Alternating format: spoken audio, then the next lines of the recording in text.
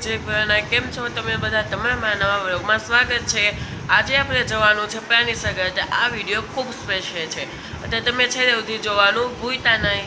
વરસાદ ના આવવો જોઈએ નકર અમે નહીં જઈ શકીએ। જોવું કેટલું અંધારું થઈ ગયેલું છે। સવારમાં તમને લાગે છે ને કે આ સવાય છે। આ બનાવવાનો છું તો આ ચાની બધી સામગ્રી છે। જો ખાંડ પછી ચા પત્તી પછી તો ચાનું અદરક દૂધ અને ઇલાયચી। તો ચા મસ્તીને કદાચ ચા બનાવી દઈએ હવે આપણે। તો આપણું સવારનું જમવાનું થઈ ગયું છે તે કે નાસ્તો। તો ચાલો હવે આપણે નાસ્તો કરી દઈએ। નહીં ખબર હોય તો કહી દઉં કે આજે 7મ અને 15મી ઓગસ્ટ બંને છે અને કે 15મી ઓગસ્ટથી તમને બધાને શુભકામનાઓ અને સીધા 7મ પણ આજે છે। અત્યારે આવવાનો છું અને ગાઈસ મારાની નીચે બૂટ પહેરવાતા પણ છે ને વરસાદ આવી ગયો। જુઓ અત્યારે છે ને હું બૂટ નહીં પહેરી શકું નકરમાં બૂટ જ પહેરવાતા। જુઓ ત્યાં જો લઈને આવી ગયો છું। ઘરે આવું થઈ ગયેલું છે ચોમાસામાં કેજો ને। અમારે તો અહીંયા થઈ ગયેલું છે તમારે ત્યાં થયું છે આવું કાંઈ કા નહીં કહેજો। ત્યાં પાછું આપણે સ્થાપન કરી દીધેલું છે। જો ને મમ્મીએ પૂરણ પણ બનાવી દીધેલું છે। જો મેં આ પણ કરી નાખું ગેસનું પૂજન અને જુઓ મસ્તીનું કરી નાખેલું છે। પૂજન પણ કરી નાખેલું છે।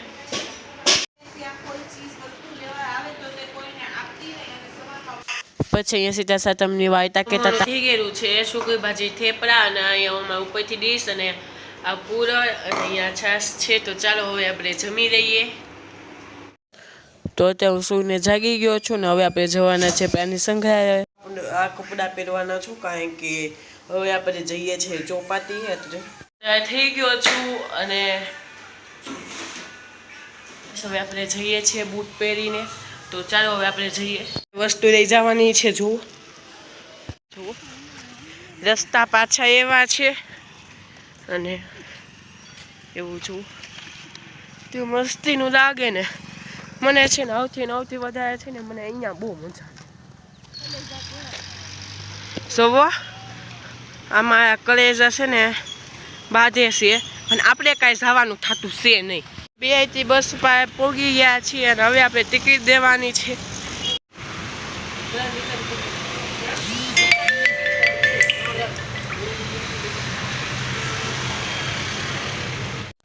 તો આપણે બેથી બસ સ્ટેશનની અંદર આવી ગયા છીએ।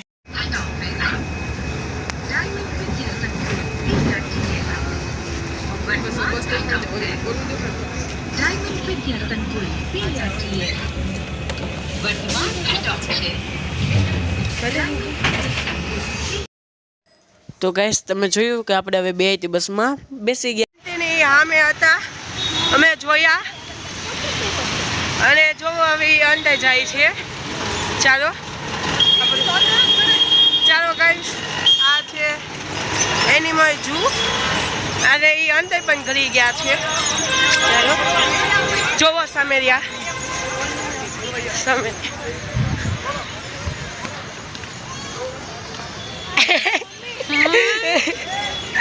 જો યશી હર્ષુ જો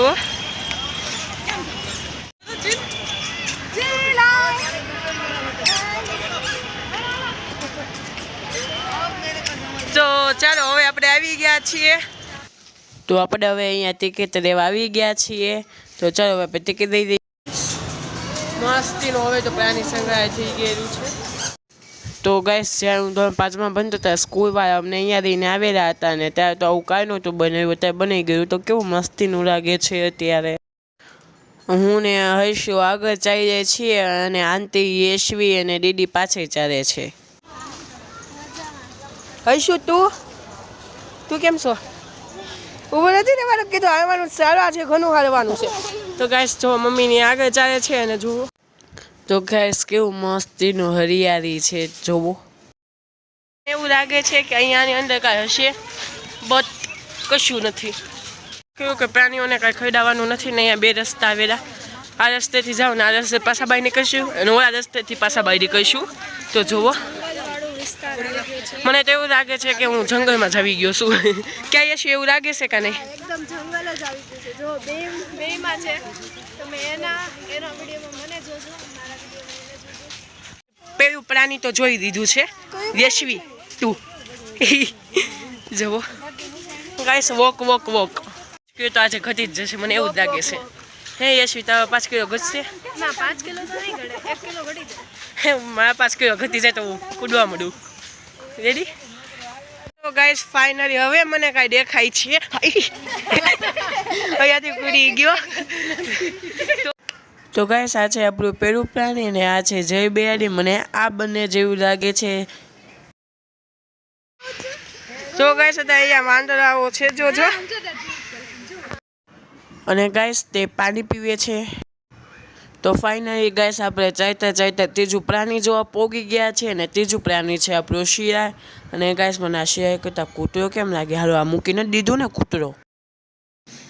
તો ગાઈસ અહીંયા આપણે ચોથું પ્રાણી જોયું તો બતક. શું બતક? મારે તમારી જગ્યાએ રહેવા આવું? ના મારે નથી રહેવું. ના મારે જયદીથી ભાગો અહીંયાથી, જયદીથી ભાગો. તો હવે ભાગતા હવે આપણે પાંચમું પ્રાણી એટલે કે કાળો હંસ જોવા પોગી ગયા છીએ. છઠ્ઠું પ્રાણી એટલે કે દીપડો. અને આ જોવા હતું જ આપણે આવેલા હતા પ્રાણી સંગ્રહાલયમાં અને ફાઇનલી આવી ગયો છે. અને દીપડોને આમાં પૂરી નાખો તો સારી વાત કહેવાય. સાતમું પ્રાણી એટલે કે વાઘ. અને ગાઈસ આ વાઘને જોઈને તો હું ઓળામાં થઈ ગયો કે આ તો પિંજરા વગરનો એમને બેઠો છે પોઝ મારીને. ગાઈસ અમે તો વાઘ જોયો તો આંટી તો અહીંયા પોઝ મારવા ઊભા રહી ગયા હતા.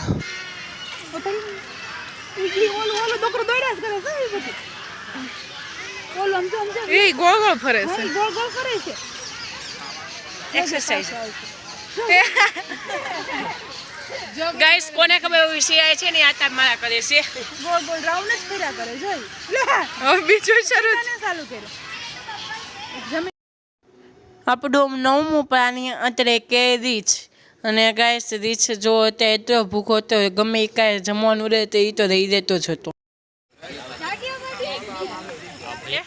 અને અત્યારે અમે અહીંયા રેસ્ટ કરવા બેઠેલા છીએ જુઓ. અને અમે બધા અહીંયા રેસ્ટ કરવા બેઠેલા છીએ. તો થોડા દિવસમાં આનો બીજો ભાગ આવી જશે તો જોવાનું ભૂલતા નહીં. અને તમને આ વિડીયો ગમ્યો હોય તો લાઈક કરો, શેર કરો અને સબસ્ક્રાઈબ કરો. જય ભોળાનાથ.